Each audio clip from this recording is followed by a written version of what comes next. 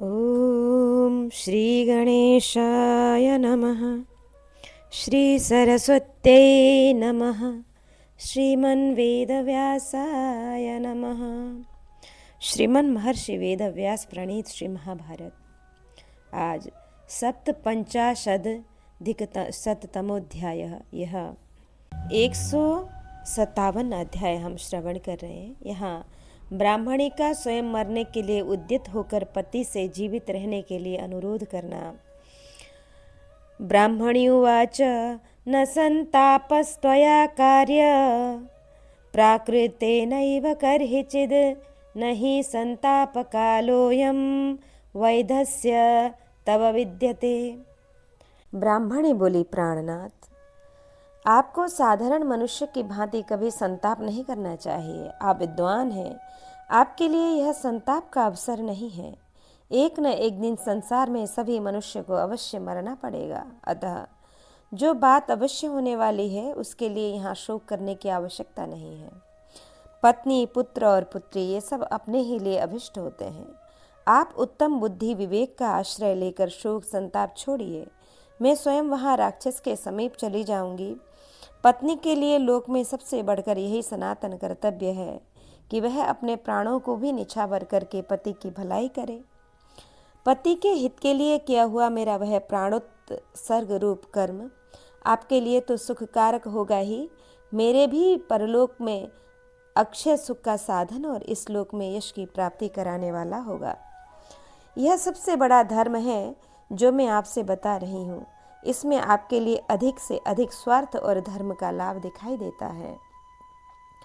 जिस उद्देश्य से पत्नी की अभिलाषा की जाती है, आपने वह उद्देश्य मुझसे सिद्ध कर लिया है।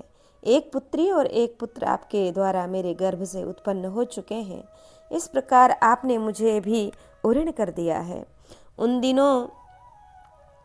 इन दोनों संतानों का पालन पोषण संरक्षण करने में आप समर्थ हैं। आपकी तरह मैं इन दोनों के पालन पोषण तथा रक्षा की व्यवस्था नहीं कर सकूंगी। मेरे सर्वस्व के स्वामी प्राणेश्वर, आपके न रहने पर मेरे इन दोनों बच्चों की क्या दशा होगी? मैं किस तरह इन बालकों का भरण पोषण करूंगी? मेरा पुत्र अभी बालक है। आपके बिना मैं अनाथ विधवा सन्मार्ग पर स्थित रहकर इन दोनों बच्चों को कैसे जिलाऊंगी? जो आपके यहाँ संबंध करने के सर्वथा अयोग्य है, ऐसे अहंकारी और घमंडी लोग जब मुझसे इस कन्या को मांगेंगे तब मैं उनसे इसकी रक्षा कैसे कर सकूंगी? जैसे पक्षी पृथ्वी पर डाले हुए मांस के टुकड़े को लेने के लिए झपटते हैं, उसी प्रकार सब लोग विधवा स्त्री को अपने वश में करना चाहते हैं। द्विजश्रेष्ठ, दुराचारी मनुष्य जब बार बार मुझसे याचना करते हुए मुझे मर्यादा से विचलित करने की चेष्टा करेंगे, उस समय मैं श्रेष्ठ पुरुषों के द्वारा अभिलषित मार्ग पर स्थित नहीं रह सकूंगी। आपके कुल की इस एकमात्र निरपराध बालिका को मैं बाप दादों के द्वारा पालित धर्म मार्ग पर लगाए रखने में कैसे समर्थ होंगी? आप धर्म के ज्ञाता हैं।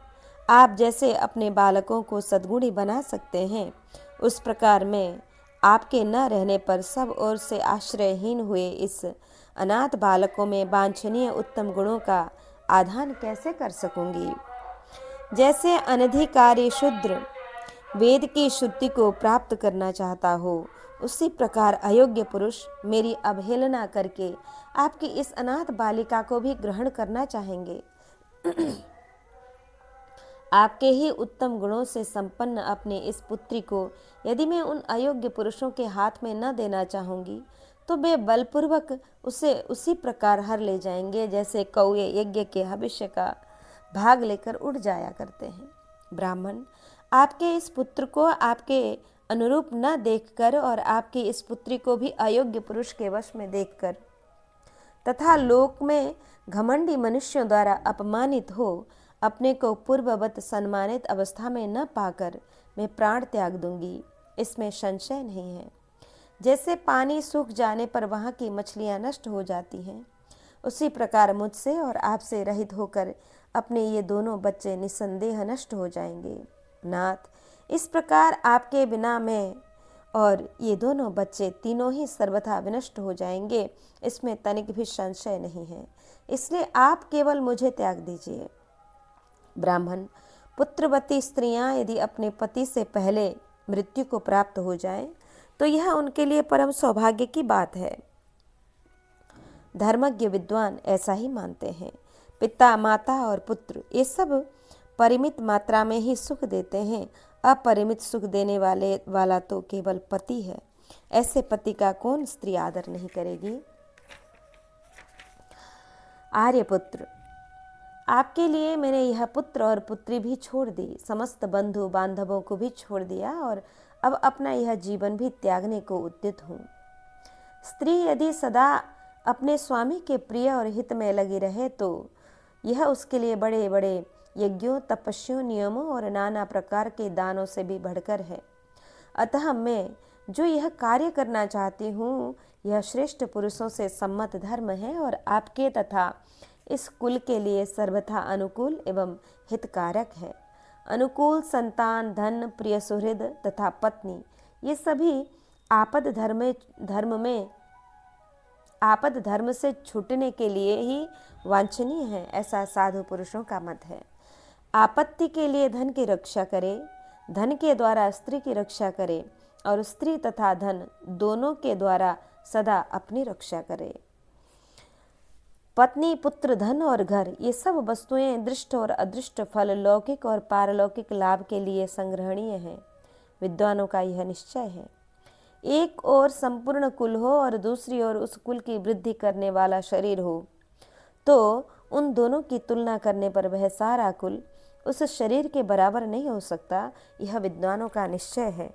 आर्य, अतः आप मेरे द्वारा अभिष्ट कार्य की सिद्धि कीजिए और स्वयं प्रयत्न करके अपने को इस संकट से बचाइए। मुझे राक्षस के पास जाने की आज्ञा दीजिए और मेरे दोनों बच्चों का पालन कीजिए। धर्मज्ञ विद्वानों ने धर्म निर्णय के प्रसंग में नारी को अवध्य बताया है। राक्षसों को भी धर्मज्ञ कहते हैं, इसलिए संभव है वह राक्षस भी मुझे स्त्री समझकर न मारे। पुरुष वहां जाए तो वह राक्षस उसका वध कर ही डालेगा, इसमें संशय नहीं है, परंतु स्त्रियों के वध में संदेह है। यदि राक्षस ने धर्म का विचार किया तो मेरे बच जाने की आशा भी है। अतः धर्मज्ञ आर्यपुत्र, आप मुझे ही वहां भेजें।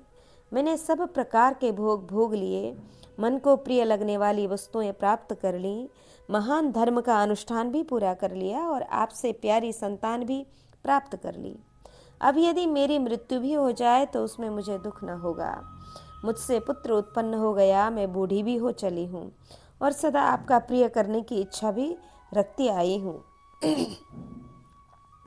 इन सब बातों पर विचार करके अब मैं मरने का निश्चय कर रही हूँ। आर्य, मुझे त्याग करके आप दूसरी स्त्री भी प्राप्त कर सकते हैं। उससे आपका गृहस्थ धर्म पुनः प्रतिष्ठित हो जाएगा।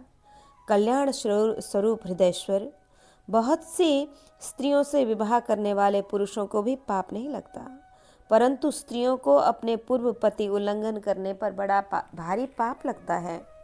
इन सब बातों को विचार करके और अपने देह के त्याग को निंदित कर्म मानकर आप अब शीघ्र ही अपने कुल को और इन दोनों बच्चों को भी संकट से बचा लीजिए।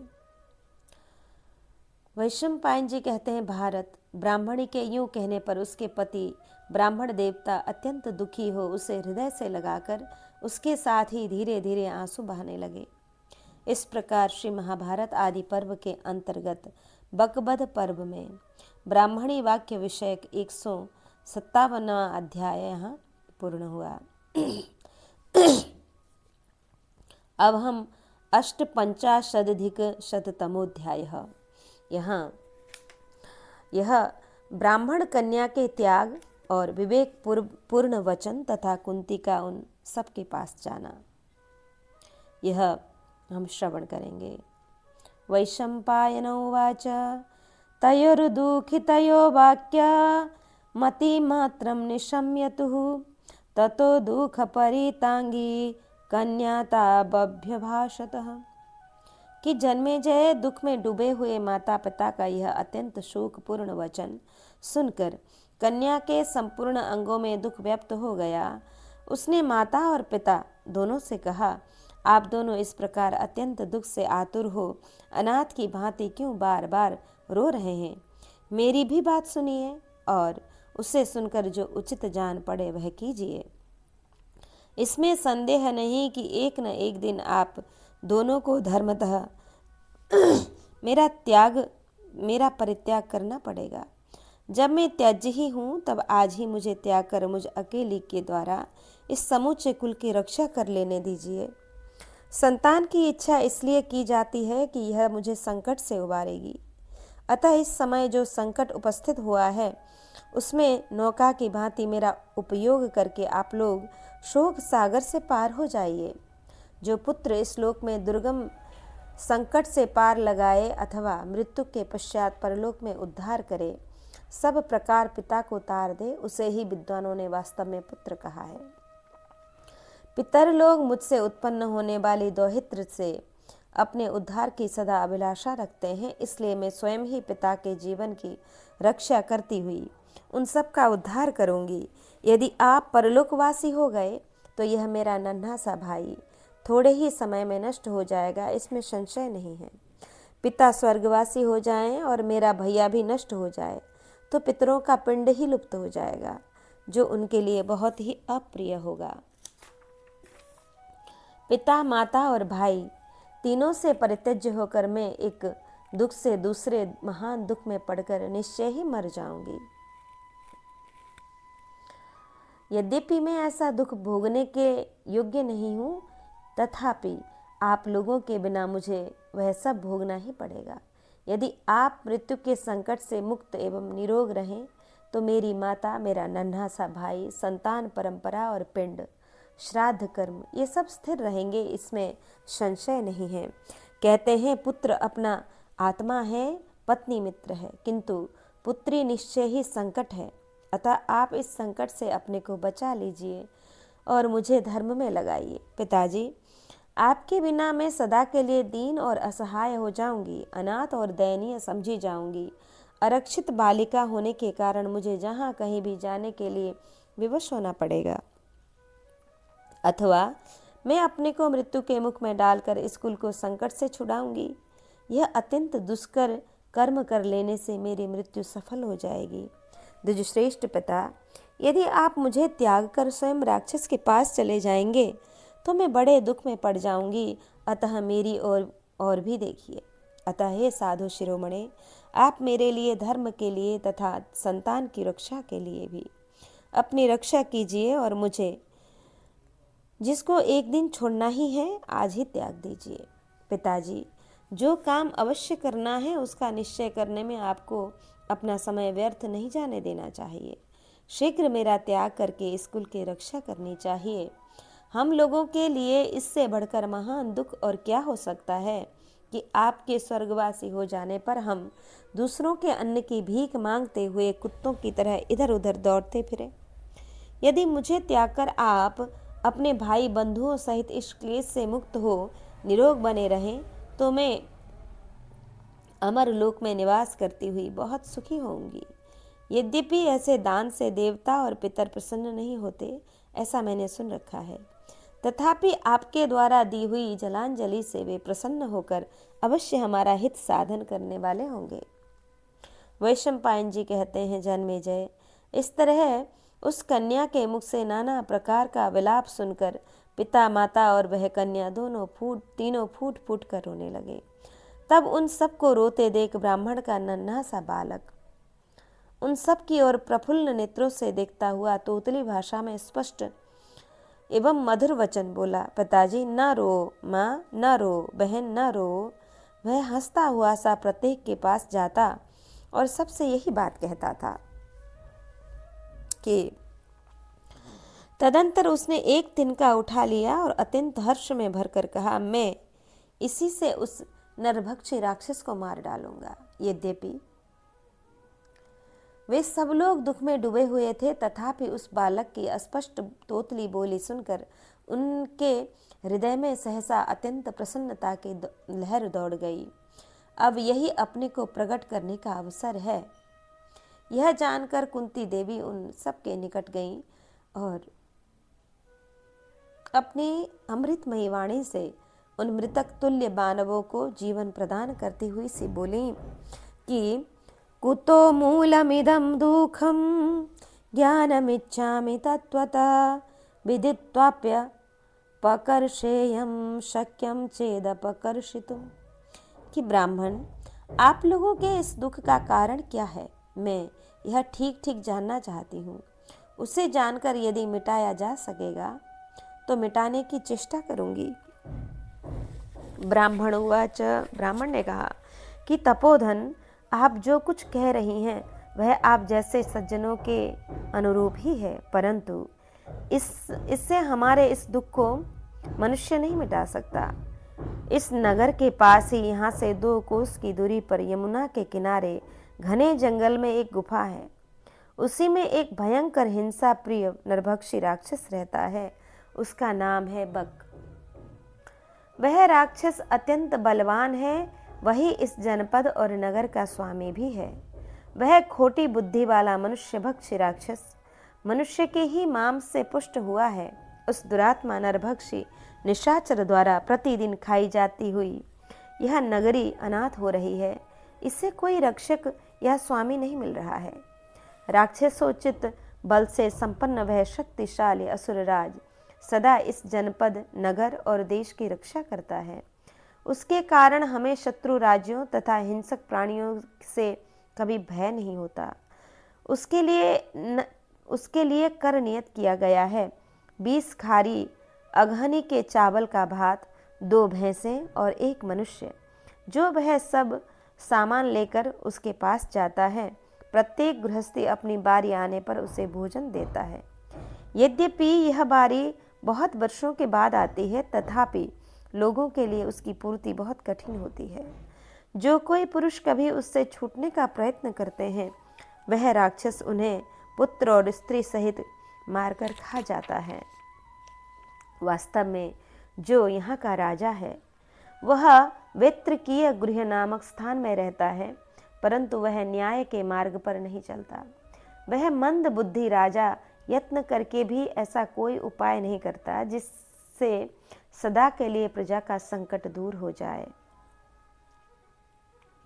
निश्चय ही हम लोग ऐसा ही दुख भोगने के योग्य हैं, क्योंकि इस दुर्बल राज्य में राजा के राज्य में निवास करते हैं। यहाँ के नित्य निवासी हो गए हैं और इस दुष्ट राजा के आश्रम में रहते हैं। ब्राह्मणों को कौन आदेश दे सकता है अथवा वे किसके अधीन रह सकते हैं? ये तो इच्छानुसार विचरने वाले पक्षियों की भांति देश या राजा के गुण देखकर ही कहीं भी निवास करते हैं। नीति कहती है पहले अच्छे राजा को प्राप्त करें, उसके बाद पत्नी की और फिर धन की उपलब्धि करें। इन तीनों के संग्रह द्वारा अपने जाति भाइयों या तथा पुत्रों को संकट से बचाएं। मैंने इन तीनों का विपरीत ढंग से उपार्जन किया है, अर्थात दुष्ट राजा के राज्य में निवास किया, कुराज्य में विवाह किया और विवाह के पश्चात धन नहीं कमाया। इसलिए इस विपत्ति में पड़कर हम लोग भारी कष्ट पा रहे हैं। वही आज हमारी बारी आई है जो समूचे कुल का विनाश करने वाली है। मुझे उस राक्षस को कर के रूप में नियत भोजन और एक पुरुष की बलि देनी पड़ेगी। मेरे पास धन नहीं है जिससे कहीं से किसी पुरुष को खरीद लाऊं। अपने सुहृदों एवं सगे संबंधियों को तो मैं कदापि उन राक्षसों के हाथ में नहीं दे सकूंगा। उस निशाचर से छूटने का कोई उपाय मुझे दिखाई नहीं देता। अतः मैं अत्यंत दुस्तर दुख के महासागर में डूबा हुआ हूँ। अब इन बांधवों के साथ ही मैं राक्षस के पास जाऊंगा, फिर वह नीच निशाचर एक ही साथ हम सबको खा जाएगा। इस प्रकार श्री महाभारत आदि पर्व के अंतर्गत यह बकबद पर्व में कुंती प्रश्न विषय 159वां अध्याय यहाँ पूर्ण हुआ। अब हम श्रवण करें षष्ट्याधिकशततमोध्याय कुंती और ब्राह्मणी की बातचीत। कुंती कहती हैं, ब्राह्मण आपको अपने ऊपर आए हुए इस भय से किसी प्रकार विषाद नहीं करना चाहिए। इस परिस्थिति में उस राक्षस से छूटने का उपाय मेरी समझ में आ गया। आपके तो एक ही नन्हा सा पुत्र और एक ही तपस्विनी कन्या है, अतः इन दोनों का तथा आपकी पत्नी का भी वहां जाना मुझे अच्छा नहीं लगता। विप्रवर, मेरे 5 पुत्र हैं, उनमें से एक आपके लिए उस पापी राक्षस की बलि सामग्री लेकर चला जाएगा। ब्राह्मणी ने कहा, मैं अपने जीवन की रक्षा के लिए किसी तरह ऐसा नहीं करूँगा। एक तो ब्राह्मण दूसरे अतिथि के प्राणों का नाश में अपनी तुच्छ स्वार्थ के लिए कराऊं, यह कदापि संभव नहीं है। ऐसा निंदनीय कार्य उचित नहीं है। अधर्मी जनता में भी ऐसा नहीं देखा जाता। उचित तो यह है कि ब्राह्मण के लिए स्वयं अपने को और अपने पुत्र को भी नीचावर कर दे। इसमें मुझे अपना कल्याण समझना चाहिए तथा यही मुझे अच्छा लगता है। ब्रह्म हत्या और आत्महत्या में मुझे आत्महत्या ही श्रेष्ठ जान पड़ती है। ब्रह्म हत्या बहुत बड़ा पाप है, इस जगत में उससे छूटने का कोई उपाय भी नहीं। अनजाने में भी ब्रह्म हत्या करने की अपेक्षा मेरी दृष्टि में आत्महत्या कर लेना अच्छा है। कल्याणी, मैं स्वयं तो आत्महत्या की इच्छा करता नहीं, परंतु यदि दूसरे ने मेरा वध कर दिया तो उसके लिए मुझे कोई पाप नहीं लगेगा। यदि मैंने जानबूझकर ब्राह्मण का वध कर दिया तो वह बड़ा ही नीच और क्रूरतापूर्ण कर्म होगा। उससे छुटकारा पाने का कोई उपाय मुझे नहीं सूझता। घर पर आए हुए तथा शरणार्थी का त्याग और अपनी रक्षा के लिए याचना करने वाले का वध, यह विद्वानों की राय में अत्यंत क्रूर एवं निंदनीय कर्म है। आपद धर्म के ज्ञाता प्राचीन महात्माओं ने कहा है कि किसी प्रकार भी क्रूर एवं निंदित कर्म नहीं करना चाहिए। अतः आज अपनी पत्नी के साथ स्वयं मेरा विनाश हो जाए यह श्रेष्ठ है, किंतु ब्राह्मण वध की अनुमति मैं कदापि नहीं दे सकता। तब कुंती बोली कि ब्राह्मण, मेरा भी यही स्थिर विचार है कि ब्राह्मणों की रक्षा करनी चाहिए। यूं तो मुझे भी अपना कोई पुत्र अप्रिय नहीं है, चाहे मेरे 100 पुत्र ही क्यों न हो, किंतु वह राक्षस मेरे पुत्र का विनाश करने में समर्थ नहीं है, क्योंकि मेरा पुत्र बड़ा पराक्रमी, मंत्र सिद्ध और तेजस्वी है। मेरा यह निश्चित विश्वास है कि वह सारा भोजन राक्षस के पास पहुंचा देगा और उससे अपने आप को भी छुड़ा लेगा। मैंने पहले भी बहुत से बलवान और विशालकाय राक्षस देखे हैं जो मेरे वीर पुत्र से भिड़कर अपने प्राणों से हाथ धो बैठे थे, परंतु ब्राह्मण, आपको किसी से भी किसी तरह यह बात कहनी नहीं चाहिए, नहीं तो लोग मंत्र सीखने के लोभ से कौतूहलवश मेरे पुत्र को तंग करेंगे। और यदि मेरा पुत्र गुरु की आज्ञा लिए बिना अपना मंत्र किसी को सिखा देगा तो वह सीखने वाला मनुष्य उस मंत्र से वैसा कार्य नहीं कर सकेगा जैसा मेरा पुत्र कर लेता है। इस विषय में साधु पुरुषों का ऐसा ही मत है। कुंती देवी के यूं कहने पर पत्नी सहित वह ब्राह्मण बहुत प्रसन्न हुए और उसने पत्नी के कुंती के अमृत तुल्य जीवनदायक मधुर वचनों की बड़ी प्रशंसा की। तदंतर कुंती और ब्राह्मण ने मिलकर वायुनंदन भीमसेन से कहा, तुम यह काम कर दो। भीमसेन ने उन दोनों को तथास्तु कहा।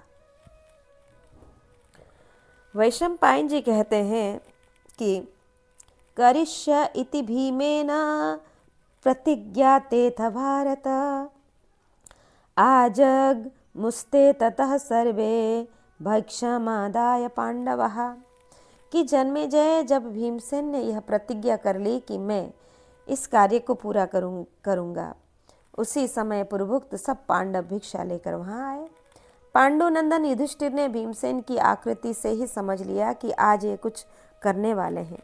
फिर उन्होंने एकांत में अकेले बैठकर माता से पूछा, माँ, ये भयंकर पराक्रमी भीमसेन कौन सा कार्य करना चाहते हैं? वे आपकी राय से अथवा स्वयं ही कुछ करने को उतारू हो रहे हैं। कुंती ने कहा, पुत्र, शत्रुओं को संतप्त करने वाला भीमसेन मेरी ही आज्ञा से ब्राह्मण के हित के लिए तथा संपूर्ण नगर को संकट से छुड़ाने के लिए आज एक महान कार्य करेगा। युधिष्ठिर ने कहा, माँ, आपने यह असह्य और दुष्कर साहस क्यों किया? साधु पुरुष अपने पुत्र के परित्याग को अच्छा नहीं बताते। दूसरे बेटे के लिए आप अपने पुत्र को क्यों त्याग देना चाहते हैं? पुत्र का त्याग करके आपने लोक और वेद दोनों के विरुद्ध कार्य किया है। जिसके बाहुबल का भरोसा करके हम सब लोग सुख से रहते हैं, सोते हैं, और नीच शत्रुओं ने जिस राज्य को हड़प लिया है उसको पुनः वापस लेना चाहते हैं। जिस अमित तेजस्वी वीर के पराक्रम का चिंतन करके शकुनी सहित दुर्योधन को दुख के मारे सारी रात नींद नहीं आती थी, जिस वीर के बल से हम लोग लाक्षागृह तथा दूसरे दूसरे पाप पूर्ण अत्याचारों से बच पाए और दुष्ट पुरोचन भी मारा गया, जिसके बल पराक्रम का आश्रय लेकर हम लोग धृतराष्ट्र पुत्रों को मारकर धन धान्य से संपन्न इस संपूर्ण पृथ्वी को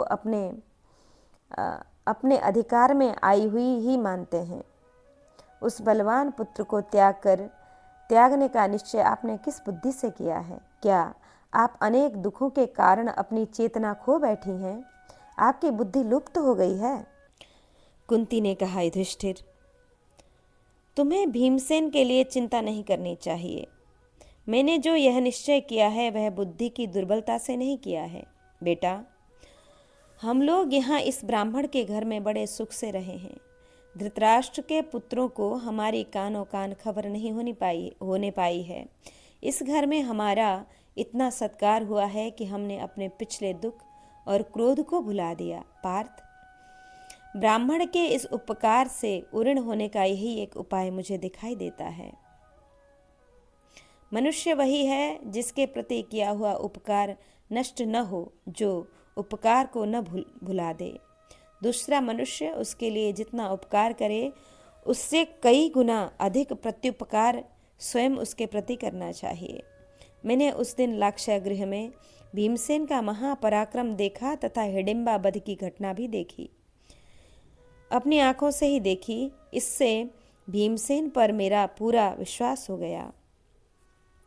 भीम का महान बाहुबल 10,000 हाथियों के समान है, जिससे वह हाथी के समान बलशाली तुम सब भाइयों को वारणावत नगर से ढोकर लाया है। भीमसेन के समान बलवान दूसरा कोई नहीं है। वह युद्ध में सर्वश्रेष्ठ वज्रपाती इंद्र का भी सामना कर सकता है। पहले की बात है, जब एक नवजात शिशु के रूप में था, उस समय मेरी गोद से छूटकर पर्वत के शिखर पर गिर पड़ा था। जिस चट्टान पर यह गिरा वह इसके शरीर की गुरुता के कारण चूर चूर हो गई थी। अतः पांडुनंदन, मैंने भीमसेन के बल को अपनी बुद्धि से भलीभांति समझकर तब ब्राह्मण के शत्रु रूपी राक्षस से बदला लेने का निश्चय किया। मैंने न लोभ से, न अज्ञान से और न मोह से ऐसा विचार किया है, अपितु बुद्धि के द्वारा खूब सोच समझकर विशुद्ध धर्मानुकूल निश्चय किया है। युधिष्ठिर, मेरे इस निश्चय से दोनों प्रयोजन सिद्ध हो जाएंगे। एक तो ब्राह्मण के यहाँ निवास करने का ऋण चुक जाएगा, और दूसरा लाभ यह है कि ब्राह्मण और पुरवासियों की रक्षा करने से रक्षा होने के कारण महान धर्म का पालन हो जाएगा। जो क्षत्रिय कभी ब्राह्मण के कार्यों में सहायता करता है वह उत्तम लोकों को प्राप्त होता है, यह मेरा विश्वास है। यदि क्षत्रिय किसी क्षत्रिय को प्राण संकट से मुक्त कर दे तो वह इस लोक और परलोक में भी महान यश का भागी होता है।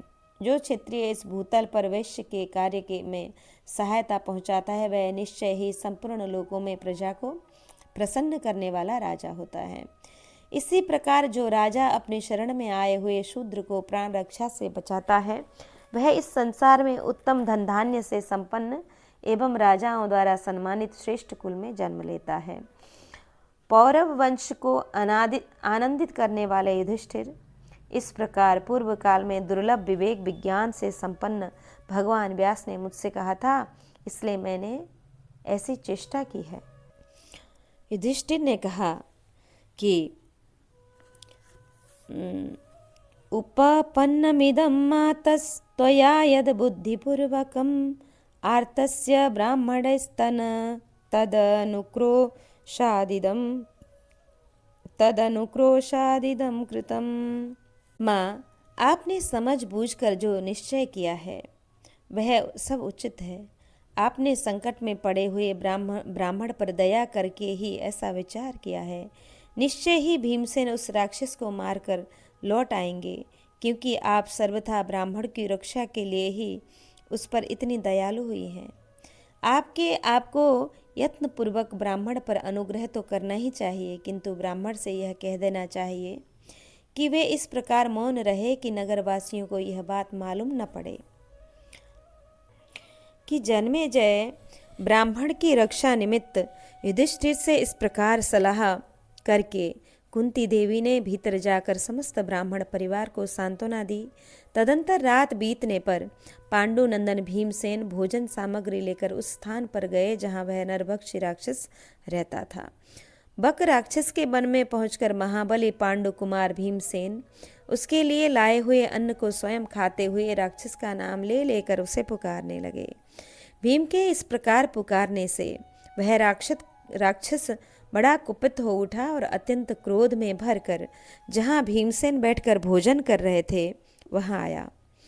उसका शरीर बहुत बड़ा था, वह इतने वेग से चलता था, महान वेग से चलता था, मानो पृथ्वी को विदीर्ण कर देगा।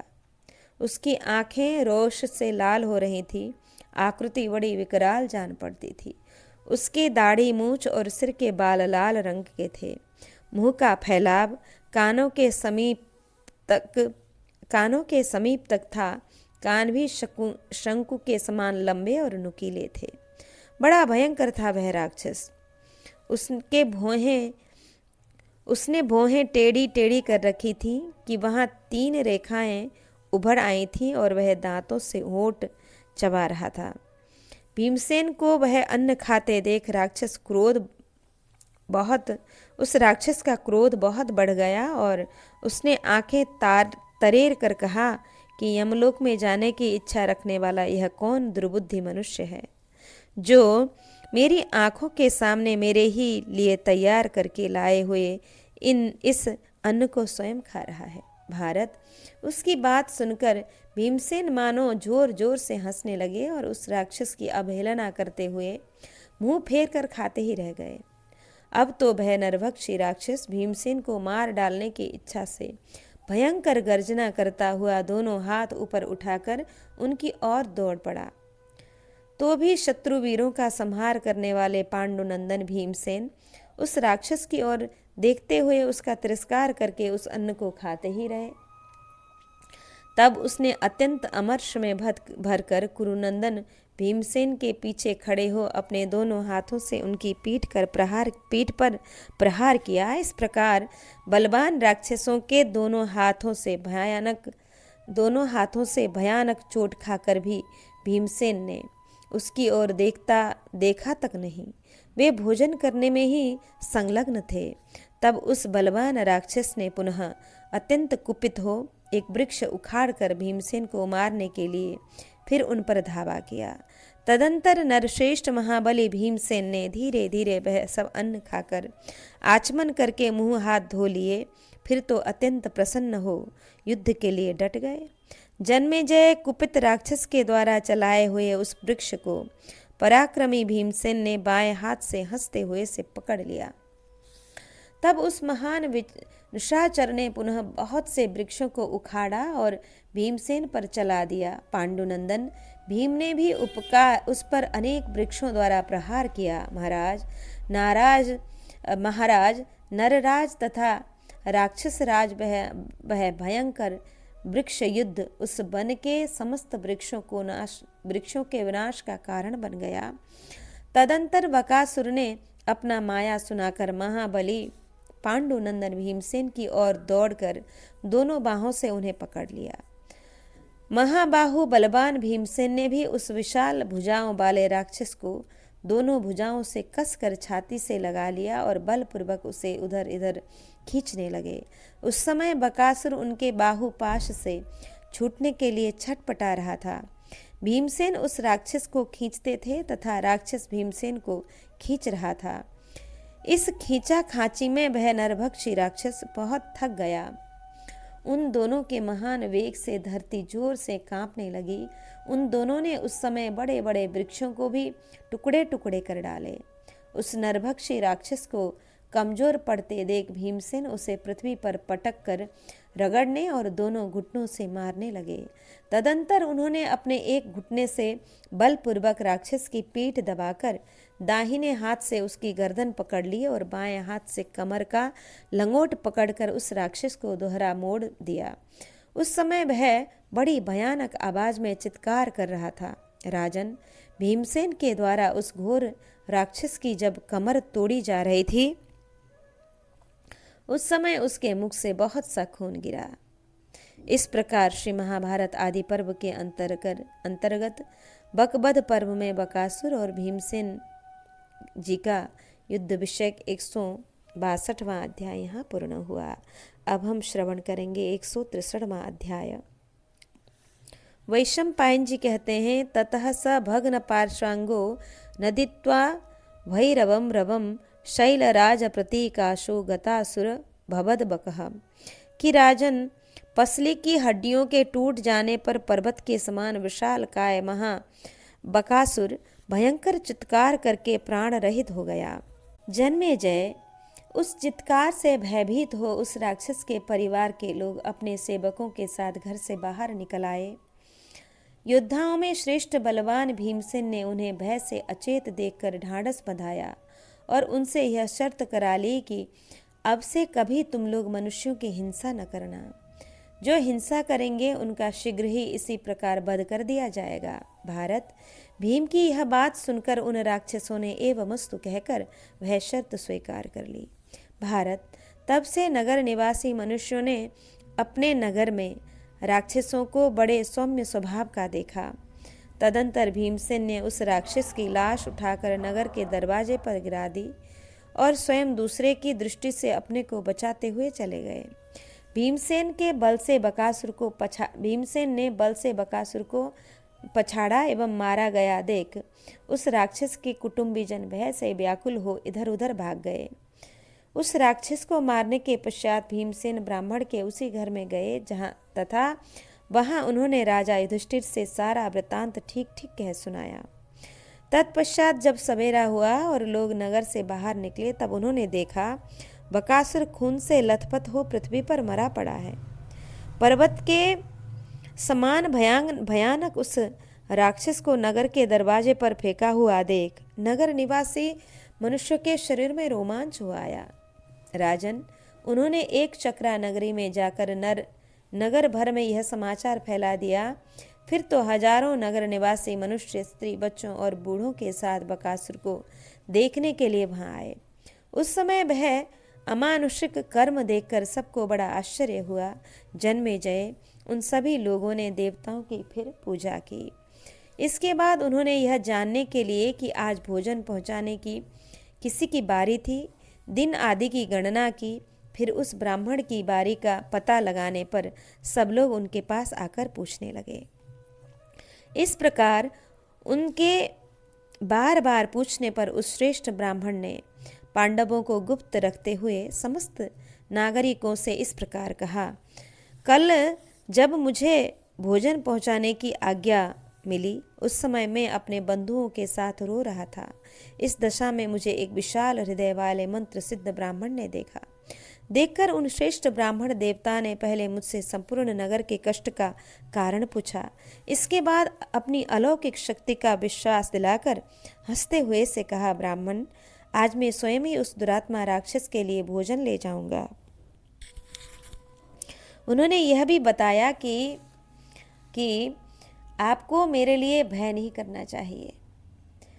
वह भोजन सामग्री लेकर बकासुर के वन की ओर गए। अवश्य उन्होंने ही यह लोक हितकारी कर्म किया होगा। तब तो वे सब ब्राह्मण, क्षत्रिय, वैश्य और शूद्र आश्चर्यचकित हो आनंद में निमग्न हो गए। उस समय उन्होंने ब्राह्मणों के उपलक्ष्य में महान उत्सव मनाया। उसके बाद उस अद्भुत घटना को देखने के लिए जनपद में रहने वाले सब लोग नगर में आए और पांडव लोग भी पूर्ववत वहीं निवास करने लगे। जन्मेजय ने पूछा कि ते तथा पुरुषव्याघ्रा निहत्या बक राक्षसम अत ऊर्ध्वम ततो ब्राह्मण किम कुर्वत पांडवः, कि ब्राह्मण पुरुष सिंह पांडवों ने उस प्रकार बकासुर का वध करके उसके पश्चात कौन सा कार्य किया। वैशंपायन जी कहते हैं, राजन, बकासुर का वध करने के पश्चात पांडव लोग ब्रह्म तत्व का प्रतिपादन करने वाले उपनिषदों का स्वाध्याय करते हुए वहीं ब्राह्मण के घर में रहने लगे। तदंतर कुछ दिनों के बाद एक कठोर नियमों का पालन करने वाला ब्राह्मण ठहरने के लिए उन ब्राह्मण देवता के घर पर आया। उन विप्र वर्ग का सदा घर पर आए हुए सभी अतिथियों की सेवा करने का व्रत था। उन्होंने आगंतुक ब्राह्मण की भलीभांति पूजा करके उसे ठहरने के लिए स्थान दिया। वह ब्राह्मण बड़ी सुंदर एवं कल्याणमयी कथाएं कह रहा था, अतः उन्हें सुनने के लिए सभी नरश्रेष्ठ पांडव माता कुंती के साथ उसके निकट जा बैठे। उसने अनेक देशों, तीर्थों, नदियों, राजाओं, नाना प्रकार के आश्चर्यजनक स्थानों तथा नगरों का वर्णन किया। जन्मेजय, बातचीत के अंत में उस ब्राह्मण ने वह भी बताया कि पांचाल देश में यज्ञसेन कुमारी द्रौपदी का अद्भुत स्वयंवर होने जा रहा है। धृष्टद्युम्न और शिखंडी की उत्पत्ति का तथा द्रुपद के यज्ञ में कृष्णा द्रौपदी का बिना माता के गर्भ से ही यज्ञ की वेदी से जन्म होना आदि बातें भी उनसे कही। उस महात्मा ब्राह्मण का इस श्लोक में अत्यंत अद्भुत प्रतीत होने वाला वह वचन सुनकर कथा के अंत में पुरुष शिरोमणि पांडवों ने विस्तार पूर्वक जानने के लिए पूछा। पांडव बोले, द्रुपद पुत्र धृष्टद्युम्न का यज्ञाग्नि से और कृष्णा का यज्ञ वेदी के मध्य भाग से अद्भुत जन्म किस प्रकार हुआ। धृष्टद्युम्न ने महाधनुर्धर द्रोण से जब अस्त्रों की शिक्षा किस प्रकार प्राप्त की। ब्राह्मण, द्रुपद और द्रोण में किस प्रकार मैत्री हुई और किस कारण से उनमें बैर पड़ गया, यह सब मुझे बताएं। तब वैशंपायन जी कहते हैं, राजन, पुरुष शिरोमणि पांडवों के इस प्रकार पूछने पर आगंतुक ब्राह्मण ने उस समय द्रौपदी की उत्पत्ति का सारा वृत्तांत आरंभ से कह सुनाया। ब्राह्मण बोले कि गंगा द्वार में एक महाबुद्धिमान और परम तपस्वी भारद्वाज नामक महर्षि रहते थे, जो सदा कठोर व्रत का पालन करते थे। एक दिन वे गंगा जी में स्नान करने के लिए गए। वहां पहले से ही आकर सुंदरी अप्सरा घृताची नाम वाली गंगा में गोते लगा रही थी। महर्षि ने उसे देखा। जब नदी के तट पर खड़ी हो वह वस्त्र बदलने लगी, उस समय वायु ने उसकी साड़ी उड़ा दी। वस्त्र हट जाने से उसे नग्नावस्था में देखकर महर्षि उसे प्राप्त करने की इच्छा करने लगे। मुनि भारद्वाज ने कुमारावस्था से दीर्घ काल तक ब्रह्मचर्य का पालन किया था। घृताची में चित्त आसक्त हो जाने के कारण उनका वीर्य स्खलित हो गया। महर्षि उस वीर्य को द्रोण यज्ञ कलश में उन्होंने उस वीर्य को यज्ञ कलश में रख दिया। उसी से बुद्धिमान भारद्वाज जी से द्रोण नामक पुत्र उत्पन्न हुआ। उसने संपूर्ण वेदों और वेदांगों का भी अध्ययन कर लिया। पृषत नाम से एक राजा भारद्वाज मुनि के मित्र थे। उन्हीं दिनों राजा पृषत के भी द्रुपद नामक एक पुत्र था। क्षत्रिय शिरोमणि पृषत कुमार द्रुपद प्रतिदिन भारद्वाज मुनि के आश्रम में जाकर द्रोण के साथ खेलते और अध्ययन करते थे। पृषत की मृत्यु के पश्चात द्रुपद राजा हुए। इधर द्रोण ने भी यह सुना कि परशुराम जी अपना सारा धन दान कर देना चाहते हैं और वन में जाने के लिए उद्यत होते हैं। तब वे भारद्वाज नंदन द्रोण परशुराम जी के पास जाकर बोले, द्विजश्रेष्ठ, मुझे द्रोण चाहिए, मैं धन की कामना से यहाँ आया हूँ। ब्राह्मण, तब परशुराम जी ने कहा, ब्राह्मण, अब तो केवल मैंने अपने शरीर को ही बचा रखा है, शरीर के सिवा सब कुछ दान दे दिया, अतः अब तुम अस्त्रों अथवा यह शरीर दोनों में से किसी एक को मांग लो। तब द्रोण बोले, भगवन, आप मुझे संपूर्ण शस्त्र अस्त्र तथा उन सब के प्रयोग और उपसंहार की विधि प्रदान करें। आगंतुक ब्राह्मण ने कहा, तब भृगुनंदन परशुराम जी ने तथास्तु कहकर अपने सब अस्त्र द्रोण को दे दिए। उन सब को ग्रहण करके द्रोण उस समय कृतार्थ हो गए। उन्होंने परशुराम जी से प्रसन्न चित्त होकर परम सम्मानित ब्रह्मास्त्र का ज्ञान प्राप्त किया और मनुष्यों में सबसे बढ़ चढ़कर हो गए। तब पुरुष सिंह प्रतापी द्रोण ने राजा द्रुपद के पास जाकर कहा, राजन, मैं तुम्हारा सखा हूं, मुझे पहचानो। तब द्रुपद ने कहा, जो श्रोत्रिय नहीं है वह श्रोत्रिय का, जो रथी नहीं है वह रथी वीर का, और इसी प्रकार जो राजा का नहीं है वह किसी राजा का मित्र होने योग्य नहीं है। फिर तुम पहले की मित्रता की अभिलाषा क्यों करते हो? आगंतुक ब्राह्मण ने कहा, बुद्धिमान द्रोण ने पांचाल राज द्रुपद से बदला लेने का मन ही मन निश्चय किया। फिर वे कुरुवंश राजाओं की राजधानी हस्तिनापुर में गए, जहां जाने पर बुद्धिमान द्रोण को नाना प्रकार के धन लेकर भीष्म जी ने अपने सभी पौत्रों को उन्हें शिष्य रूप में सौंप दिया। तब द्रोण ने सब शिष्यों को एकत्र करके, जिनमें कुंती के पुत्र तथा अन्य लोग भी थे, द्रुपद को कष्ट देने के लिए उद्देश्य से इस प्रकार कहा, निष्पाप शिष्यगणों, मेरे मन में तुम लोगों से कुछ गुरुदक्षिणा लेने की इच्छा है। अस्त्र विद्या में पारंगत होने पर तुम्हें वह दक्षिणा देनी होगी। इसके लिए सच्ची प्रतिज्ञा करो। तब अर्जुन आदि शिष्यों ने अपने गुरु से कहा, तथास्तु, ऐसा ही होगा। जब समस्त पांडव अस्त्र विद्या में पारंगत हो गए और प्रतिज्ञा पालन के निश्चय पर दृढ़तापूर्वक डटे रहे, तब द्रोणाचार्य ने गुरु दक्षिणा लेने के लिए पुनः यह बात कही। अहिच्छत्रा नगरी में पृषद के पुत्र राजा द्रुपद रहते हैं। उनसे उनका राज्य छीनकर शीघ्र मुझे अर्पित कर दो। गुरु की आज्ञा पाकर धृतराष्ट्र पुत्रों सहित पांडव पांचाल देश गए। वहां राजा द्रुपद के साथ युद्ध होने पर कर्ण, दुर्योधन आदि कौरव तथा दूसरे प्रमुख क्षत्रिय वीर परास्त हो गए और परास्त होकर रणभूमि से भाग गए। तब पांचों पांडवों ने द्रुपद को युद्ध में परास्त कर दिया और मंत्रियों सहित उन्हें कैद करके द्रोण के सन्मुख ला दिया। महेंद्र पुत्र अर्जुन महेंद्र पर्वत के समान दुर्धर्ष थे। जैसे महेंद्र ने दानव राज को परास्त किया था, उसी प्रकार उन्होंने पांचाल राज पर विजय पाई। अमित तेजस्वी अर्जुन का वह पराक्रम देख राजा द्रुपद के समस्त बांधवजन बड़े विस्मित हुए और मन ही मन कहने लगे, अर्जुन के समान शक्तिशाली दूसरा कोई राजकुमार नहीं है। तब द्रोणाचार्य बोले, राजन, मैं फिर भी तुम लोगों से मित्रता के लिए प्रार्थना करता हूँ। यज्ञसेन, तुमने कहा था जो राजा नहीं है वह राजा का मित्र नहीं हो सकता। अतः मैंने राज्य प्राप्ति के लिए तुम्हारे साथ युद्ध का प्रयास किया। तुम गंगा के दक्षिण तट के राजा रहो और मैं उत्तर तट का।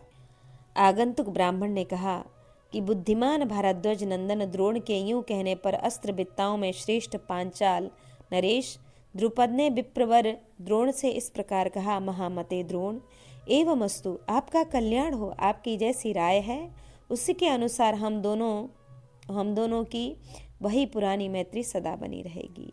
शत्रुओं का दमन करने वाले द्रोणाचार्य और द्रुपद एक दूसरे से उपर्युक्त बातें कहकर परम उत्तम मैत्री भाव स्थापित करके इच्छानुसार अपने अपने स्थान को चले गए। उस समय उनका जो महान अपमान हुआ वह 2 घड़ी के लिए भी राजा द्रुपद के हृदय से निकल नहीं पाया। वे मन ही मन बहुत दुखी थे और उनका शरीर भी बहुत दुर्बल हो गया था। तब ब्राह्मण ने कहा कि अमर श्री द्रुपदो राजा कर्म सिद्धान द्विजर्षभान अनिच्छन परिचक्राम ब्राह्मणा वसथान बहुन। राजा द्रुपद अमर्ष में भर गए थे, अतः उन्होंने कर्म सिद्ध श्रेष्ठ ब्राह्मणों को ढूंढने के लिए बहुत से ब्रह्मर्षियों के आश्रम में भ्रमण किया। वे अपने लिए एक श्रेष्ठ पुत्र चाहते थे। उसका चित्त शोक से व्याकुल रहता था। वे रात दिन इसी चिंता में पड़े रहते थे कि मेरे कोई श्रेष्ठ संतान नहीं है। जो पुत्र या भाई बंधु उत्पन्न हो चुके थे उन्हें वे खेदवश धिक्कारते रहते थे। द्रोण से बदला लेने की इच्छा रखकर राजा द्रुपद सदा लंबी सांसें खींचा करते थे। जन्मेजय, नृपश्रेष्ठ द्रुपद द्रोणाचार्य से बदला लेने के लिए यत्न करने पर भी उनके प्रभाव, विनय, शिक्षा एवं चरित्र का चिंतन करके छात्र बल के द्वारा उन्हें परास्त करने का कोई उपाय न जान सके। वे कृष्णा, वर्णा, यमुना तथा गंगा के दोनों तटों पर घूमते हुए ब्राह्मणों की एक पवित्र बस्ती में जा पहुँचे। वहाँ उन महाभाग नरेश ने एक भी ऐसा ब्राह्मण नहीं देखा जिनसे विधिपूर्वक ब्रह्मचर्य का पालन करके वेद वेदांग की शिक्षा न प्राप्त की हो। इस प्रकार उन महाभाग ने वहाँ कठोर व्रत का पालन करने वाले 2 महर्षियों को देखा जिनके नाम थे याज और उपयाज। वे दोनों ही परम शांत और परमेष्ठी ब्राह्मण के तुल्य प्रभावशाली थे। वे वैदिक संहिता के अध्ययन में सदा संलग्न रहते थे। उनका गोत्र काश्यप था। वे दोनों ब्राह्मण सूर्यदेव के भक्त, बड़े ही योग्य तथा श्रेष्ठ ऋषि थे। उन दोनों की शक्ति को समझकर आलस्य रहित राजा द्रुपद ने उन्हें संपूर्ण मनोवांछित भोग पदार्थ अर्पण करने का संकल्प लेकर निमंत्रण किया। उन दोनों में से जो छोटे उपयाज थे वे अत्यंत उत्तम व्रत का पालन करने वाले थे। द्रुपद एकांत में उनसे मिले और इच्छानुसार भोग्य वस्तुएं अर्पण करके उन्हें अपने अनुकूल बनाने की चेष्टा करने लगे। संपूर्ण मनोभिलषित पदार्थों को देने की प्रतिज्ञा करके प्रिय वचन बोलते हुए द्रुपद मुनि के चरणों की सेवा में लग गए और यथायोग्य पूजन करके उपयजों से बोले कि विप्रवर उपयाज, जिस कर्म में मुझे ऐसा पुत्र प्राप्त हो जो द्रोणाचार्य को मार सके, उस कर्म के पूरा होने पर मैं आपको 1 अबुर्द 10 करोड़ गाय दूंगा। द्विजश्रेष्ठ, इसके सिवा और भी जो आपके मन को अत्यंत प्रिय लगने वाली वस्तु होगी वह सब आपको अर्पित करूंगा, इसमें कोई संशय नहीं है। द्रुपद के यूं कहने पर ऋषि उपयाज ने उन्हें जवाब दे दिया, मैं ऐसा कार्य नहीं करूंगा। परंतु द्रुपद उन्हें प्रसन्न करने का निश्चय करके पुनः उनकी सेवा में लगे रहे। तदंतर 1 वर्ष बीतने पर द्विजश्रेष्ठ उपयाज ने उपयुक्त अवसर पर मधुर वाणी में द्रुपद से कहा, राजन, मेरे बड़े भाई याज एक समय घने वन में विचर रहे थे। उन्होंने एक ऐसी जमीन पर गिरे हुए फल को उठा लिया जिसकी शुद्धि के संबंध में कुछ भी पता नहीं है। मैं भी भाई के पीछे पीछे जा रहा था, अतः मैं उनके इस अयोग्य कार्य को देख लिया और सोचा कि ये अपवित्र वस्तु को ग्रहण करने में भी कभी कोई विचार नहीं करते। जिन्होंने देखकर भी फल के पापजनक दोष की ओर दृष्टिपात नहीं किया, जो किसी वस्तु को लेने में शुद्ध अशुद्ध का विचार नहीं करते, वे दूसरे कार्यों में भी कैसा बर्ताव करेंगे कहा नहीं जा सकता। गुरुकुल में रहकर संहिता भाग अध्ययन करते हुए भी जो दूसरों की त्यागी हुई भिक्षा को जब तक खा लिया करते थे और घृणा शून्य होकर बार बार उस अन्न के गुणों का वर्णन करते रहते थे, उन अपने भाई को जब मैं तर्क की दृष्टि से देखता हूं तो वे मुझे फल के लोभी जान पड़ते हैं। राजन, तुम उन्हीं के पास जाओ, वे तुम्हारा यज्ञ करा देंगे। राजा द्रुपद उपयाज की बात सुनकर याज के इस चरित्र की मन ही मन निंदा करने लगे, तो भी अपने कार्य का विचार करके याज के आश्रम गए और पूजनीय याज मुनि का पूजन करके तब उनसे इस प्रकार बोले, भगवान, मैं आपको 80,000 गौएं भेंट करता हूँ, आप मेरा यज्ञ करा दीजिए। मैं द्रोण के बैर से संतप्त हो रहा हूँ, आप मुझे प्रसन्नता प्रदान करें। द्रोणाचार्य ब्रह्मवेत्ताओं में श्रेष्ठ और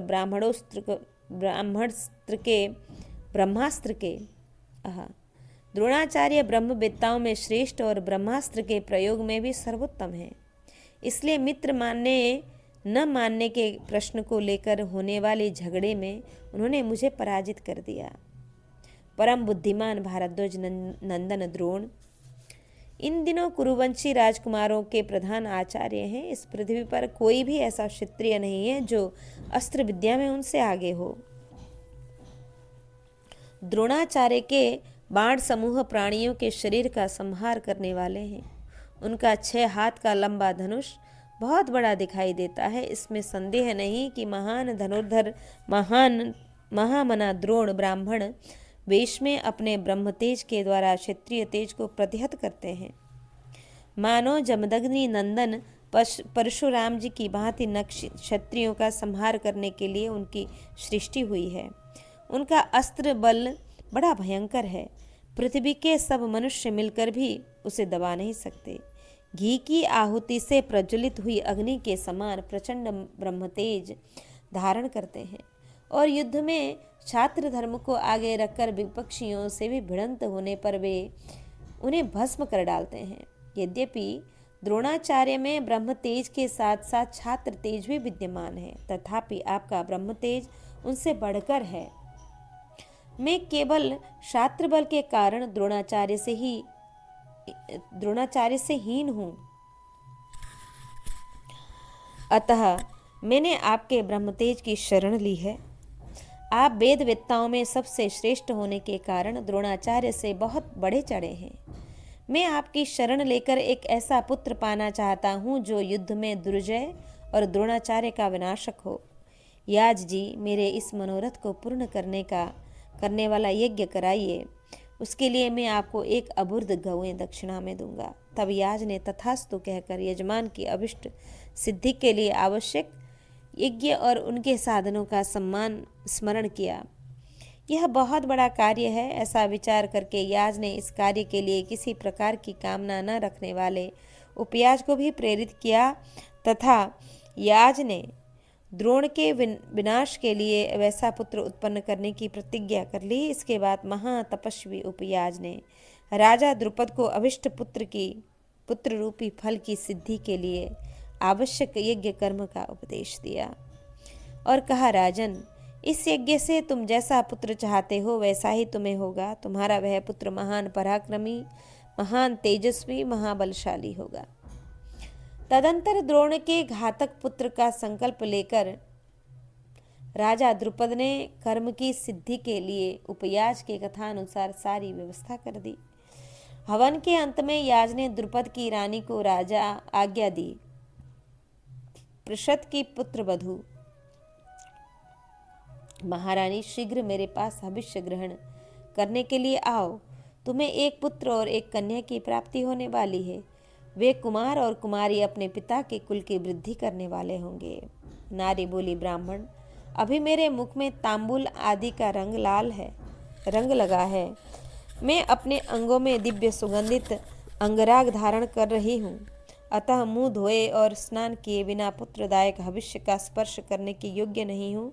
इसलिए याज जी, मेरे इस प्रिय कार्य के लिए थोड़ी देर ठहर जाएं। याज ने कहा, इस भविष्य को स्वयं याज ने पकाकर तैयार किया है और उपयाज ने इसे अभिमंत्रित किया है, अतः तुम आओ या वहीं खड़ी रहो। यह भविष्य यजमान की कामना को पूर्ण कैसे नहीं करेगा। ब्राह्मण कहता है, यूं कहकर याज ने उस संस्कार युक्त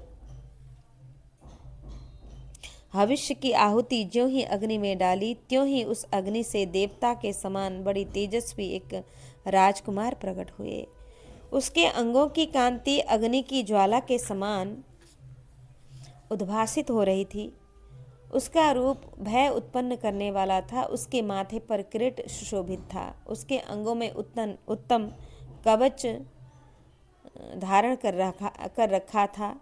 हाथों में खड्ग, बाण और धनुष धारण किए वह बार बार गर्जना कर रहा था। वह कुमार उसी समय एक श्रेष्ठ रथ पर जा चढ़ बैठा, मानो उसके द्वारा युद्ध के लिए यात्रा कर रहा हो। यह देखकर पांचाल को बड़ा हर्ष हुआ और वे जोर जोर से बोल उठे, बहुत अच्छा, बहुत अच्छा। उस समय हर्षोल्लास से भरे हुए उन पांचालों का भार यह पृथ्वी नहीं सह सकी। आकाश में कोई अदृश्य महाभूत इस प्रकार कहने लगा, राजकुमार, यह राजकुमार पांचालों के भय को दूर करने के लिए यश की वृद्धि करने वाला होगा। यह राजा द्रुपद का शोक दूर करने वाला है। द्रोणाचार्य के वध के लिए इसका जन्म हुआ है। तत्पश्चात यज्ञ की वेदी में से एक कुमारी कन्या भी प्रकट हुई, जो पांचाली कहलाई। यह बड़ी सुंदर एवं सौभाग्यशालिनी थी। उसका एक एक अंग देखने के योग्य था। उसकी श्याम आंखें बड़ी बड़ी थीं। उसके शरीर की कांति श्याम थी। नेत्र ऐसे जान पड़ते थे मानो खिले हुए कमल दल के हों। केश काले काले और घुंघराले थे। नख उभरे हुए और लाल रंग के थे। भौहें बड़ी सुंदर थीं। दोनों उरोज स्थूल और मनोहर थे। वह ऐसी जान पड़ती मानो साक्षात देवी दुर्गा ही मानव शरीर धारण करके प्रकट हुई हो। उनके अंगों से नील कमल की सी सुगंध प्रकट होकर एक कोस तक चारों ओर फैल रही थी। उसने परम सुंदर रूप धारण कर रखा था। उस समय पृथ्वी पर उसके जैसी सुंदर स्त्री दूसरी नहीं थी। देवता, दानव और यक्ष भी उस देवोपम कन्या को पाने के लिए लालायित थे। सुंदर कटिदेश वाली उस कन्या के प्रकट होने पर आकाशवाणी हुई, इस कन्या का नाम कृष्णा है। यह समस्त युवतियों में श्रेष्ठ एवं सुंदरी है और क्षत्रियों का संहार करने के लिए प्रकट हुई है। यह सुमध्यमा समय पर देवताओं का कार्य सिद्ध करेगी। इसके कारण कौरवों को बहुत बड़ा भय प्राप्त होगा। यह आकाशवाणी सुनकर समस्त पांचाल सिंहों के समुदाय की भांति गर्जना करने लगे। उस समय हर्ष में भरे हुए उस पांचालों का वेग पृथ्वी नहीं सह सकी। उन दोनों पुत्र और पुत्री को देखकर पुत्र की इच्छा रखने वाले राजा पृषद की पुत्र बधू महर्षि याज की शरण में गई और बोली, भगवान आप ऐसी कृपा करें जिससे ये दोनों बच्चे मेरे सिवा और किसी को अपनी माता न समझें। तब राजा का प्रिय करने की इच्छा से याज ने कहा, ऐसा ही होगा। उस समय संपूर्ण विद्वानों सफल मनोरथ होकर उन बालकों के नामकरण किए। यह द्रुपद कुमार धृष्ट अमर्षशील तथा धुम्न तेजोमय कवच कुंडल एवं छात्र तेज आदि के साथ उत्पन्न होने के कारण धृष्टधुम्न नाम से प्रसिद्ध हुए।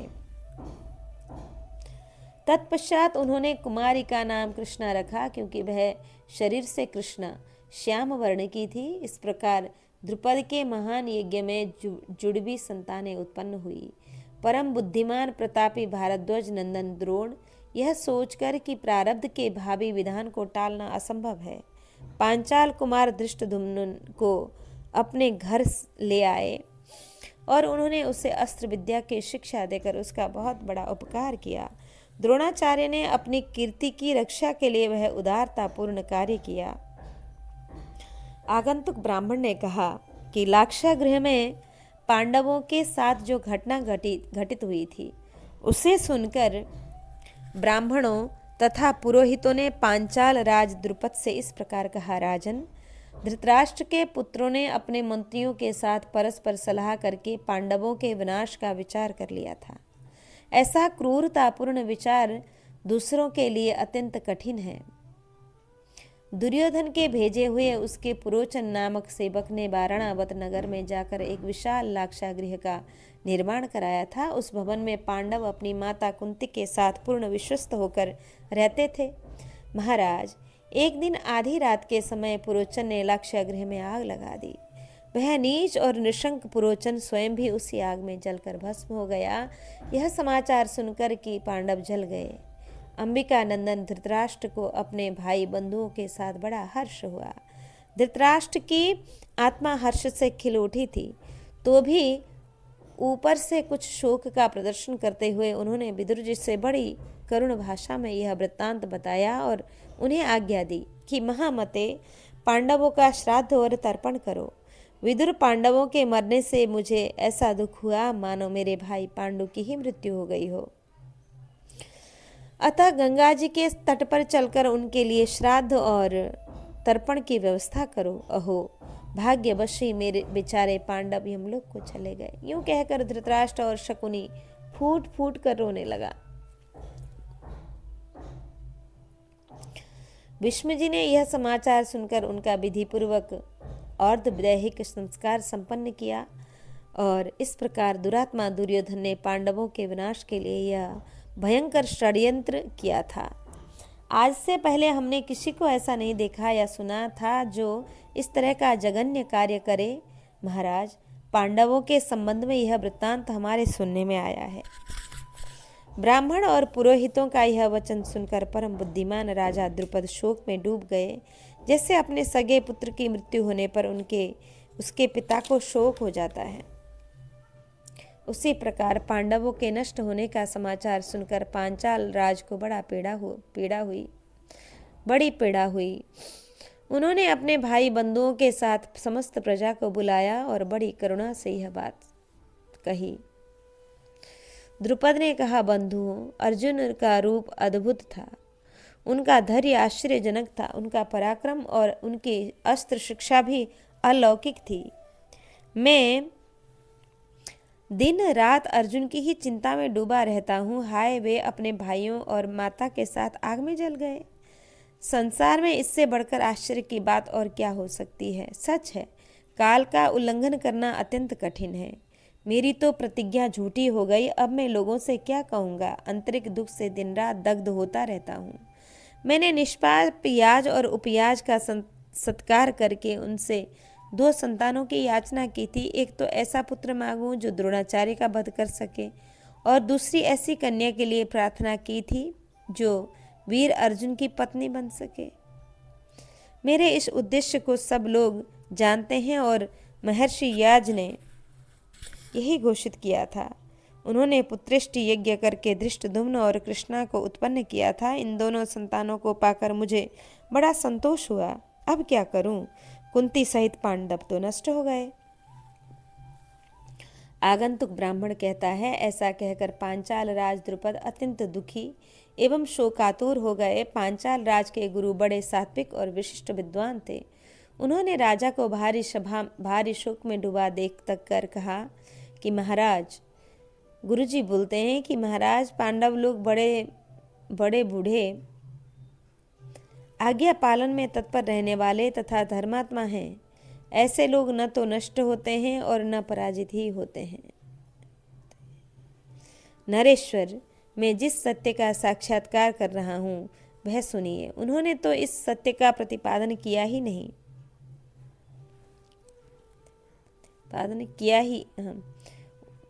ब्राह्मणों ने तो इस सत्य का प्रतिपादन किया ही है। वेद के मंत्रों में भी मैंने इसका श्रवण किया है। पूर्व काल में इंद्राणी ने बृहस्पति के मुख से उपश्रुति की महिमा सुनी थी। उत्तरा की अधिष्ठात्री देवी उपश्रुति ने अदृष्ट हुए इंद्र का कमलनाल की ग्रंथि में दर्शन कराया था। महाराज, इसी प्रकार मैंने भी पांडवों के विषय में उपश्रुति सुन रखी है। वे पांडव कहीं न कहीं अवश्य जीवित हैं, इसमें कोई संशय नहीं है। मैंने ऐसे शुभ चिन्ह देखे हैं जिनसे सूचित होता है कि पांडव यहाँ अवश्य पधारेंगे। नरेश्वर, वे जिस निमित्त से यहाँ आ सकते हैं वह सुनिए। क्षत्रियों के लिए कन्यादान का श्रेष्ठ मार्ग स्वयंवर बताया गया। नृपश्रेष्ठ, आप संपूर्ण नगर में स्वयंवर की घोषणा कर दें। फिर पांडव अपनी माता कुंती के साथ दूर हो, निकट हो, अथवा स्वर्ग में ही क्यों न हो, जहाँ भी कहीं होंगे, स्वयंवर का समाचार पाकर वहाँ अवश्य यहाँ आएंगे, इसमें संशय नहीं है। अतः राजन, सर्वत्र स्वयंवर की सूचना करा दें, इसमें विलंब न करें। आगंतुक ब्राह्मण कहता है, पुरोहित की यह बात सुनकर पांचाल को बड़ी प्रसन्नता हुई। उन्होंने नगर से उसने नगर में द्रौपदी का स्वयंवर घोषित करा दिया। पौष मास के शुक्ल पक्ष शुभ तिथि एकादशी को रोहिणी नक्षत्र में वह स्वयंवर होगा, जिसके लिए आज से 75 दिन शेष हैं। ब्राह्मणी कुंती, देवता गंधर्व, यक्ष और तपस्वी ऋषि भी स्वयंवर देखने के लिए अवश्य जाते हैं। तुम्हारे सभी महात्मा पुत्र देखने में परम सुंदर हैं। पंचाल राजपुत्री कृष्णा इनमें से किसी को अपनी इच्छा से पति चुन सकती है, अथवा तुम्हारे मंझले पुत्र को अपना पति बना सकती है। संसार में विधाता के उत्तम विधान को कौन जान सकता है। अतः यदि मेरी बात तुम्हें अच्छी लगे तो तुम अपने पुत्रों के साथ पंचाल देश में अवश्य जाओ। तपोधन पंचाल देश में सदा सुभित रहते हैं। राजा यज्ञसेन सत्य प्रतिज्ञ होने के साथ ही ब्राह्मणों के भक्त हैं। वहाँ के नागरिक भी ब्राह्मणों के प्रति श्रद्धा भक्ति रखने वाले हैं। उस नगर के ब्राह्मण भी अतिथियों के बड़े प्रेमी हैं। वे प्रतिदिन बिना मांगे ही न्योता दे देंगे। मैं भी अपने इन शिष्यों के साथ वहीं जाता हूँ। ब्राह्मणी, यदि ठीक जान पड़े तो चलो, हम सब लोग एक साथ ही वहाँ चलेंगे। इतना कहकर वे ब्राह्मण चुप हो गए। इस प्रकार श्री महाभारत आदि पर्व के